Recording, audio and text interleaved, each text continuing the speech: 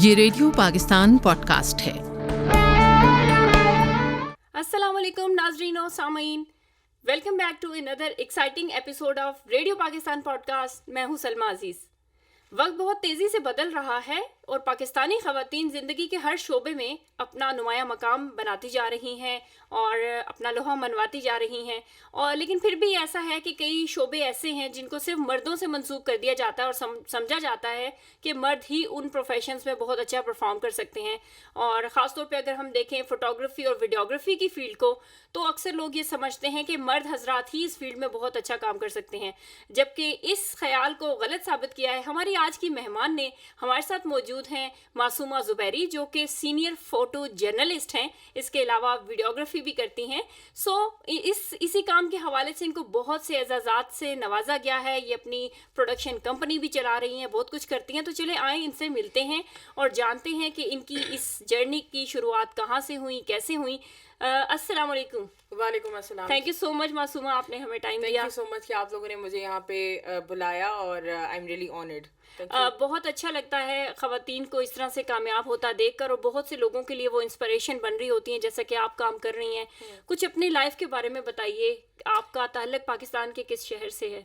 मेरा ताल्लुक, मैं इस्लामाबाद में पैदा हुई थी और मेरे अब्बा जो हैं और मेरे जो बाकी सारे फैमिली है, ये हम we were migrated to from India. हम लोग अमरोहे से ताल्लुक़ रखते हैं। हम लोग प्योर उर्दू स्पीकिंग है। और मेरे अम्मा अब्बा दोनों लाहौर से थे और अब्बा तो सही लाहौरी जिसे कहते हैं वो थे। सही गोल मंडी में उन्होंने जो है वो पले बड़े थे। तो वो एक छत से दूसरी छत पे भाग के और पतंग पकड़ने वाले बच्चे थे वो लोग। अच्छा। तो यहाँ से इस कहानी स्टार्ट हुई। उससे पहले भी कुछ मैं अपनी फैमिली बैकग्राउंड के बारे में बताऊं कि I belong to a leaders family. Nawab Waqar ul Mulk, शायद आपने नाम सुना होगा। उन्होंने मुस्लिम लीग की बुनियाद रखी थी कायद आज़म के साथ। सो ही इज़ माई परदादा। और yes, तो ये सारी लीडरशिप क्वालिटीज जो शायद आ रही हैं, ये हमारे जेनेटिकली हमारी जीन्स में हैं और it is coming from there. तो बस उसके बाद हम पैदा हुए इस्लामाबाद में। पॉलीक्लिनिक का अगर मैं नाम ले सकती हूँ तो उधर मैं पैदा हुई थी 8 नवंबर को।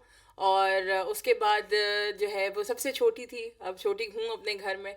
और बहुत लाड प्यार से पली हुई लेकिन थोड़ा काम शाम भी करवाते थे मेरे घर वाले। ऐसे नहीं है हाँ, कि छोटा भी है। सारे छोटों को छोटों वाला जो है ना प्रोटोकॉल नहीं मिलता। लेकिन मेरे जब जहाँ क्या काम भी कराते थे वहाँ प्यार भी बहुत करते थे। वहाँ पे मनवाती हुई थी अपनी चीज़ें, जिस ये नहीं लेना ये लेना है, लेकिन फिर मान जाती थी कि अच्छा चलें ये ले लेते हैं। ओके। फिर ऐसे ऐसा बड़ी हुई तो पढ़ाई का कोई इतना ज़्यादा शौक नहीं था मुझे, लेकिन रिगार्ड अगर के मैंने कर ही लिया। मैट्रिक भी कर लिया, एफएससी भी कर ली। एफएससी के बाद when I lost my mom, मेरी अम्मी का इंतकाल हुआ था 2003 में। उसके बाद मेरी ज़िंदगी का बहुत बड़ा ट्विस्ट था, क्योंकि मैंने अगर सही मायनों में कहीं अपने आप में अगर चेंज देखा था तो उनकी डेथ के बाद मैंने देखा था, क्योंकि मैं अपनी एज से ज़्यादा शायद मैच्योर हो गई थी। और फिर उसके बाद मैंने पढ़ाई की। मैंने जर्नलिज्म में बैचलर्स किया, मीडिया में मास्टर्स किया। और जिस बच्ची से शायद मेरे पूरे ख़ानदान को कोई उम्मीद नहीं थी कि कुछ कर सकती है, I got a scholarship in my masters. और उसके बाद फिर पहले मैं एक पहली वाहिद अपनी ख़ानदान की मैं कह सकती हूँ कि बेटी हूँ जो कि अभी अपना बिजनेस रन करके यहाँ इस मुकाम तक पहुँची है। तो ये it is coming from there. मतलब ये कि स्टूडेंट्स को पढ़ाना, ए लेवल्स को भी पढ़ाती रही हूँ, यूनिवर्सिटीज़ में पढ़ाया। फिर उसके बाद जब बहन ने बहुत, अब्बा ने बहुत, सब ने मुझे बहुत इनकरेज किया कि तुम अपना बिजनेस स्टार्ट करो। अल्लाह का शुक्र है कि मेरी फैमिली ने मुझे बहुत सपोर्ट किया इस चीज़ में। और मैंने भी अल्लाह का शुक्र है उनका ट्रस्ट बिल्कुल खोने नहीं दिया। और मैंने पूरे एतमाद से उनको एतमाद में लेके अपने बिजनेस को आगे बढ़ाया। और आज मैं वही बात कहती हूँ, जब भी मैं किसी इंटरव्यू में जाती हूँ, मैं हमेशा ही बात कहती हूँ कि अगर मैं यहाँ पे हूँ तो मैं उनके एतमाद की वजह से यहाँ पे आज बैठी हूँ। ज़बरदस्त। और गुड लक ये होती है कि जब इतना आपको सपोर्ट मिल रही है तो आप वाकई उनके एतमाद को भी कभी ठेस ना पहुंचाएं, और फिर आप वो परफॉर्म करके भी बताएं, क्योंकि आपको अक्सर लोग ना वो फैमिली सपोर्ट के लिए तरस जाते हैं। फैमिली वाले ही उनको इतना मतलब लेग पुलिंग कर रहे होते हैं, इतना प्रॉब्लम कर रहे होते हैं। तो गुड लक होती है कि अगर फैमिली सपोर्ट भी मिल जाए तो बंदा इस तरह आगे बहुत तेज़ी से जा सकता है। अच्छा, ये बताएं कि जब आपने अपनी प्रोडक्शन कंपनी का आगाज़ किया तो आपको मतलब मिनिमम कितने टीम मेंबर्स थे जिनके साथ मिलके आपने ये स्टार्ट लिया? मेरे पास, आई बी वेरी ऑनेस्ट, मैं खुद थी, मेरे अब्बा थे और मेरे भाई थे। उनको मैंने होम मैं खुद तो प्रोडक्शन उनको कंपनी। उनको उनको तो मैंने जो है वो अपने डायरेक्टर्स में शामिल किया। अच्छा। और खुद मैंने जो है वो सीईओ फाउंडर में थी। मुझे पता था कि कैसे इनको जो है वो अपने, और मेरी बहन ने सारा जो है वो उसका जो कहते हैं, because she is a banker, तो वो Okay. उन्होंने सारे रजिस्ट्रेशन और वो सारी चीज़ें, जो मेरा अकाउंट खुलवा के और कंपनी अकाउंट और वो सारी चीज़ें उन्होंने मुझे हैंडल करके दी प्रॉपर रजिस्टर करवाई हाँ आपने जी, अपनी प्रॉपरली। कंपनी? और इनका, और जो बाकी इवेंट्स वगैरह, उसके लिए मेरी एक और बहन है, उन्होंने बहुत प्रमोशंस वगैरह की, तो सब ने कहीं ना कहीं अपना पार्ट रोल प्ले किया। अच्छा, इस मीडिया की फील्ड से रिलेटेड आपके घर में पहले ही बहुत ज़्यादा अवेयरनेस थी? मेरे खालू, he was a journalist, Okay. लेकिन अभी तो he is not here. I mean I think a lot of people would know, बहुत काम करते रहे मीडिया के लिए। खलीक अहमद ज़ुबैरी उनका नाम है। Okay. ताहम था, अभी तो उनकी खैर डेथ हो चुकी है। वो बहुत काम करते रहे मीडिया में। और भी ज़ुबैरीज़ तो खैर आपको पता ही है। हाँ। कि- जुबैरीज से पहले ही जो में- मीडिया इंडस्ट्रीज में काफी नाम पैदा कर चुके हैं। जब हम लैला जुबैरी को भी देखते हैं तो जी, वो भी हम लोगों की, she is a part of our family, Okay. अल्हम्दुलिल्लाह। तो बस यस, कहीं ना कहीं ज़ुबैरीज़ छाए हुए हैं। जुबैरीज छाए हुए हैं। अच्छा, ये बताएंगे, जब आपने फैमिली के थ्रू तो चले स्टार्ट ले लिया, आपको पहला प्रोजेक्ट जो मिला वो कौन सा था और उसमें क्या क्या चैलेंजेस आए, कैसे टैकल किए? पहला तो जो मेरे पास आया वो तकरीबन 3,000 का एक बर्थडे पार्टी थी और हमारे फैमिली के अंदर ही थी। और उन्होंने कहा हम 3,000 दे सकते हैं, लेकिन मैंने कहा मेरे पास कैमरा नहीं है, लेकिन मैं मोबाइल से आपको खींच के दे सकती हूँ पिक्चर्स। ओके। तो मैंने फर्स्ट अपना जो किया था वो मोबाइल फ़ोन से किया था। और 3,000 मुझे उसके मिले थे। How sweet. और उस टाइम पे भी अल्हम्दुलिल्लाह ऐसी एस्थेटिक सेंस थी मेरे पास कि एक मोबाइल फ़ोन से भी बेशक मेरे पास लाखों का कैमरा नहीं था, लेकिन उस मोबाइल फ़ोन ने ही मेरे बहुत ज़्यादा जो है वो मुझे कहते ना रीच दे दी थी मेरे Okay. फॉलोअर्स को। तो वो फिर मैंने पेज बनाया, उस पर अपलोड की इजाज़त लेके। फिर उसके बाद जो है वो थोड़ी थोड़ी मुझे कॉलें आना शुरू हो गई कि अच्छा आप ये भी करती हैं। फिर एक शादी का इवेंट आया, वो 25,000 का था। अच्छा। वो मैंने किया, वो मैंने 3 से अकेले डायरेक्ट 25 पे पहुंची 3 हैं से आप। काम 25 आपका पे। इतना अच्छा था हाँ, तो। फिर भी लेकिन 25 के बाद भी कुछ लोगों ने मुझे ये भी कहा कि हम आपका ब्रांड लॉन्च कर देते हैं, हम आपको ब्रांडिंग दे देते हैं, आपका लोगो आ जाएगा, हम आपको प्रमोशंस दे देंगे। तो मैंने ऐसे भी काम किया है। अच्छा। कभी 0% भी मुझे मिलता था। तो ये जो बच्चे कहते हैं ना हम बस पैसे मिल जाए, पैसा सब कुछ नहीं होता।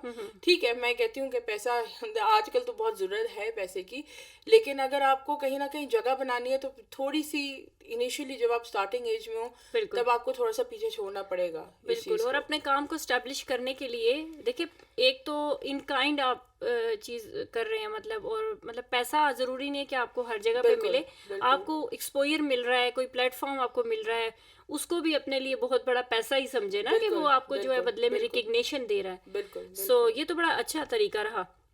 अच्छा, ये बताइए कि जो ये काम करते हैं, और डेफिनेटली ये तो बड़ा टाइम डिमांडिंग चीज़ है, बिल्कुल। दिन रात लग सकते हैं। जैसे इवेंट्स में हम जाते हैं, कोई शादी का इवेंट हो गया, फिर एक एक सीन को शूट करने के लिए आपको टाइम लग रहा होता है, दिन रात कोई अपनी समझ नहीं आ रही होती एज ए इवेंट फोटोग्राफर।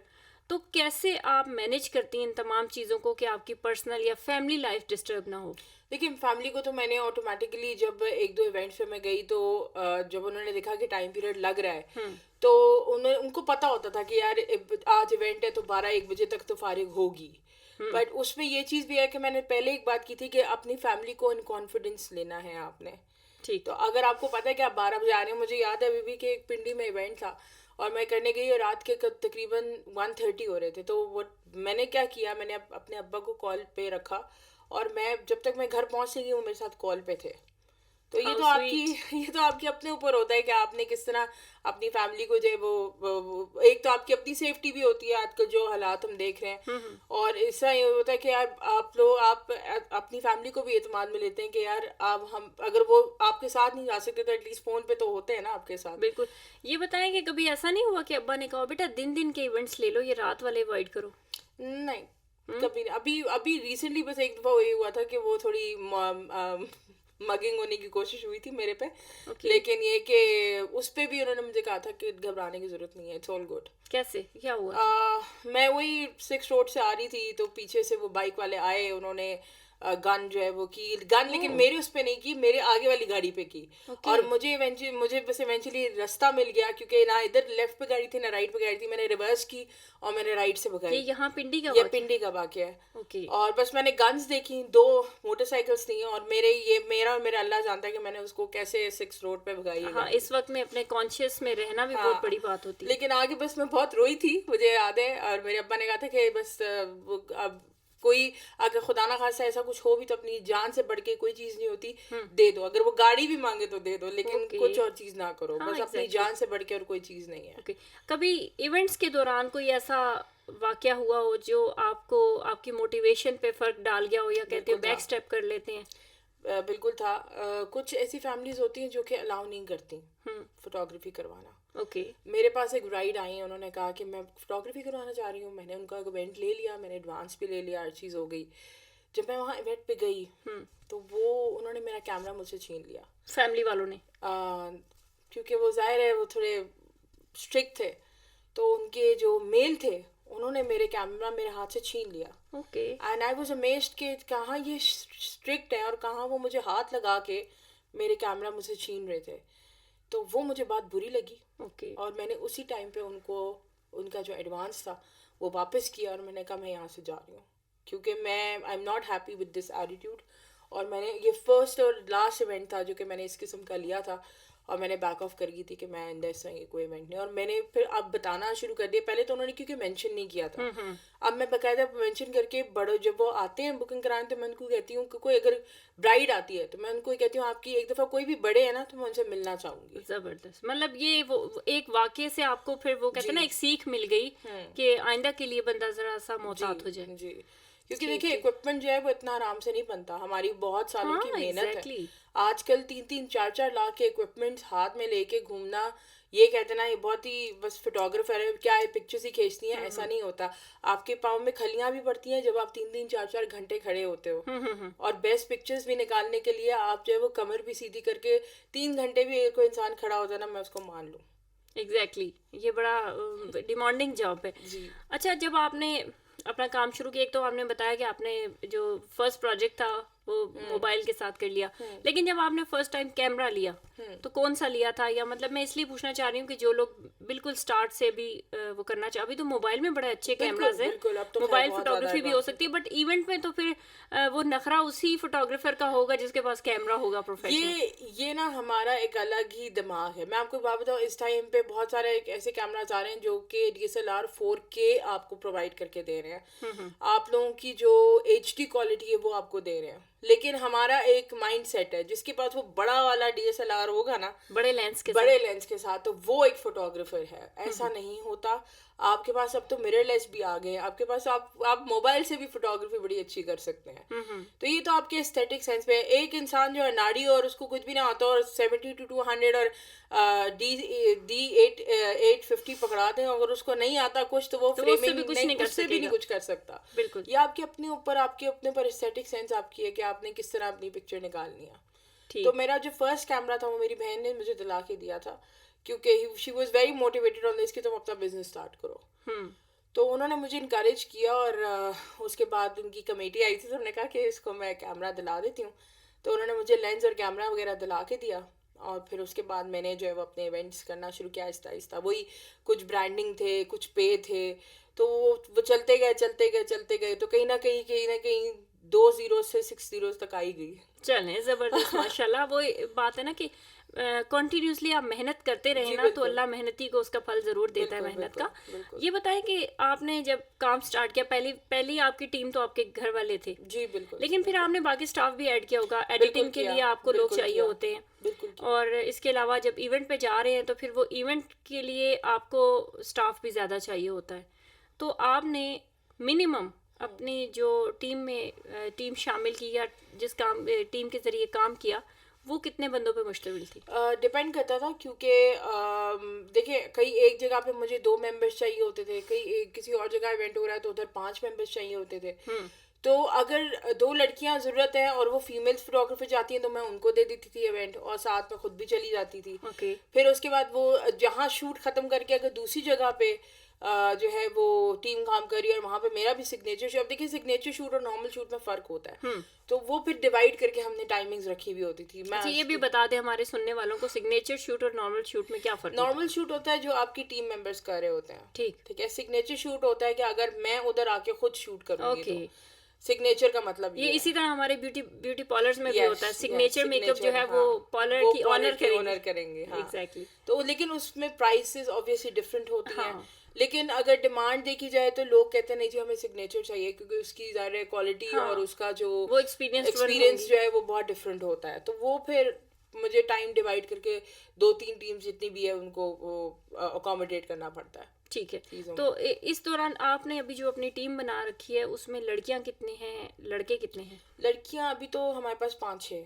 ठीक। जिनको मैं ऑन बोर्ड ले लेती हूँ और मैं कहती हूँ आज इवेंट है तो आप शिफ्ट पे चले जाओ। फ्रीलांसर फ्रीलांसर्स भी हैं और वैसे भी मेरे साथ जो अटैच्ड हैं ठीक। हमारी कंपनी की हैं जो बाय इवेंट जो है वो हमारे पास जो है वो काम करती हैं। ठीक, 5 से 6 मेरे पास गुड इनफ है कि मैं उनको एंगेज कर लेती हूँ अपने साथ। साथ साथ आप ट्रेनिंग्स भी दे रहे हैं फोटोग्राफी की? जी तो ये कोई बाकायदा आपने इससे रिलेटेड मतलब कोई ट्रेनिंग सेशंस रखे हुए होते हैं, अनाउंस करती हैं? जी अनाउंस मैं करती हूँ। उसमें ये होता है कि हमारी 3 महीने की पहले कोर्स वगैरह कवर किया जाता है, उसमें वीडियोग्राफी फोटोग्राफी होती है। ठीक। फिर उसके बाद जब इवेंट्स होते हैं मेरे जैसा इवेंट्स हैं या फिर अगर मैं कहीं मेंटोरिंग करने जा रही हूँ तो मुझे फोटोग्राफर्स वीडियोग्राफर्स की ज़रूरत पड़ती है, तो उन्हीं में ही उसी में मैं कहती हूँ आप मुझे कवर करो और मेरे इवेंट्स को कवर करो जहाँ मैं मेंटोरिंग करने जा रही हूँ। तो ये कि वो फिर सीखने का उनको मौका मिल जाता है ओके। तो कभी ऐसा हुआ कि आप किसी इवेंट में उनको ले गई और वो ट्रेनी थे, अभी बिगिनर्स थे, तो उन्होंने इवेंट का ही काम खराब कर दिया? क्योंकि मैं उनको पहले ही गाइड कर देती थी। ओके। ये करना है, ये नहीं करना, इस तरह बात करनी है, इस तरह बात नहीं करनी, लोगों के साथ पीयर किस तरह बनानी है, किससे कितनी बात करनी है, किससे नहीं बात करनी है, ठीक ठीक। सब कुछ उनको पता होता था।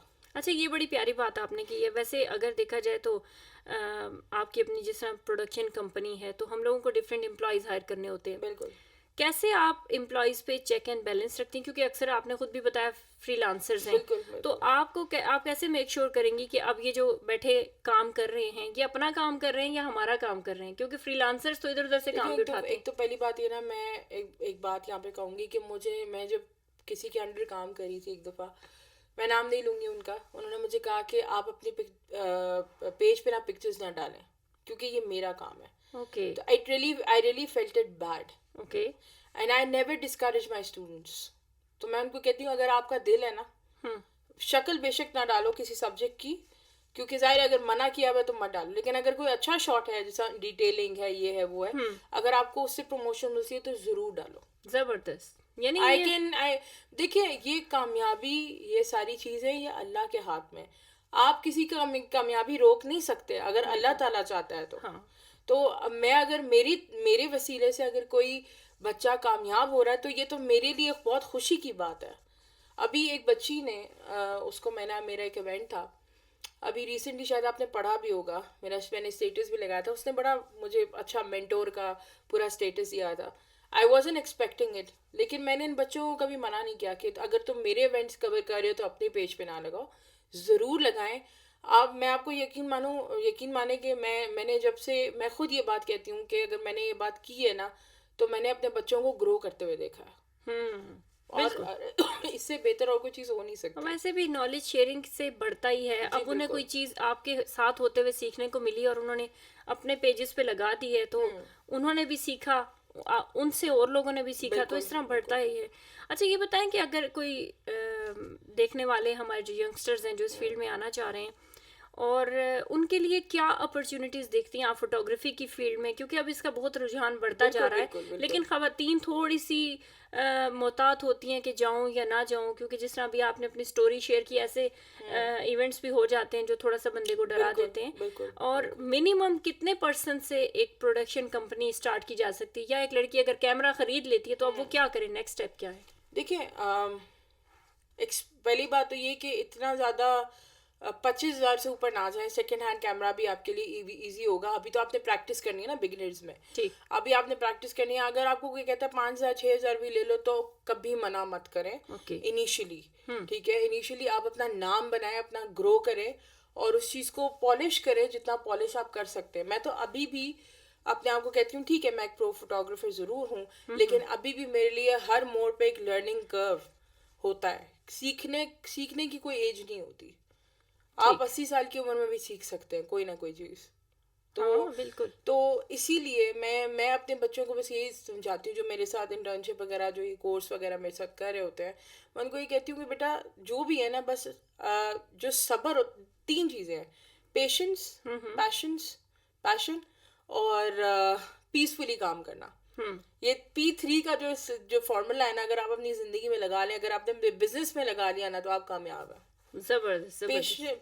पेशेंस, पैशन और पीस। जबरदस्त, peace of mind even. Exactly. और पीस दूसरों के लिए भी बनाए ना, कभी ऐसा भी नहीं होना चाहिए कि बंदा खुद इतना एग्रेसिव है और दूसरों के लिए मुश्किल। मुझसे बहुत से लोगों ने बहुत से इवेंट्स में कुछ मतलब कि ये सीन, आप खाना क्यों खा रही हैं, आप तो फोटोग्राफी करने आई हैं। तो ऐसे इवेंट्स भी हुए हैं। हाँ, तो उन्हें पता है कि क्या फोटोग्राफर इंसान नहीं होता। लेकिन आपने अपने आप को हम्बल रखना है। You need to keep yourself humble. You don't have to lose your clients. और रिएक्ट नहीं करना। बिल्कुल। वेरी मुंह पे एक अच्छी सी smile, okay sir I am coming, आप जाएं, हम पिक्चर्स लेंगे, आप आए। वेरी हम्बल अपने आप। और मैं एक बात बताऊँ, ये आपको ये जो अगर आप 1-2 दफ़ा करेंगे ना, आपकी आदत बन जाएगी being humble in with in your circle. जबरदस्त। एक पैगाम दे दें आने वाले फोटोग्राफर्स को।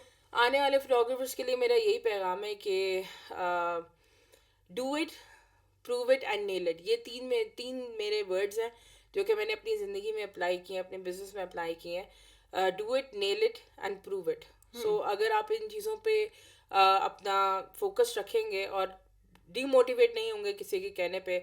बहुत से लोग आएंगे आपकी ज़िंदगी में डीमोटिवेट करने के लिए, बस डीमोटिवेट नहीं होना। और अगर बाकी कुछ आगे बढ़ना है, करना है, तो एतमाद करें और एतमाद लें अपनी फैमिली का और आगे बढ़ें।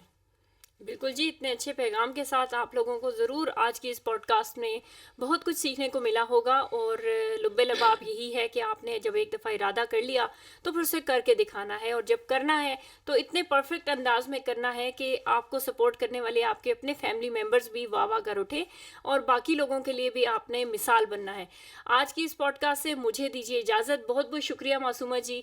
मिलते हैं किसी नई पॉडकास्ट में। अल्लाह हाफिज़।